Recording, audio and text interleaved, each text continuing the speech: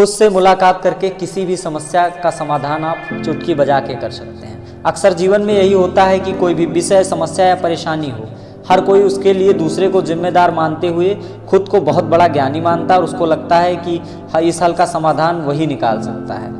ऐसा लगता है ना, कोई भी विवाद हो, चाहे कितने ही वर्ष, महीने या दिन का क्यों ना हो, इसको आप चुटकी बजा के हल कर सकते हैं। अगर आप आगे बताए जाने वाले इन तरीकों को अपनाते हैं तो चलिए शुरू करते हैं। स्वयं से बातचीत करना शुरू कीजिए। जब हम अपने आप से बात करने का सिलसिला शुरू करते हैं तो हमारे दिमाग में सबसे पहले आता है, वह क्या आता है हमारे दिमाग में सबसे पहले?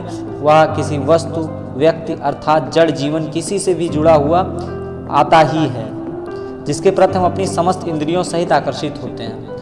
आकर्षण ही सबसे पहले हमारे मन में आता है। सबसे पहले किसी चीज़ के प्रति हम आकर्षित होते हैं, तब एक्शन लेते हैं। दूसरी चीज़ आपको बताता हूँ, सकारात्मक सोच। मान लीजिए आप कोई नौकरी करते हैं और यह सोचते हैं कि आप अपने पद से आगे बढ़ ही नहीं सकते, तो आप जीवन में वहीं बंधे रहेंगे। लिख के ले लीजिए, अगर आपकी सोच में ये आ गया कि आप वहीं पर ज़िंदगी बिता देंगे तो आप वहीं बिता देंगे।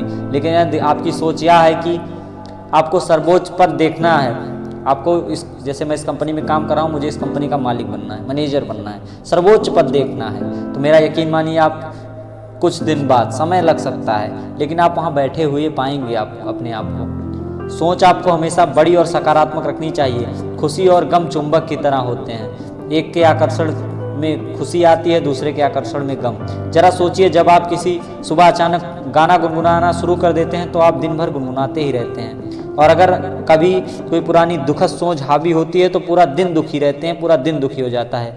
इसलिए जहाँ तक हो सके सकारात्मक सोच के साथ चलें और नकारात्मक सोच को विदा कर दें। खुद से मुलाकात करके आप किसी भी समस्या का हल निकाल सकते हैं।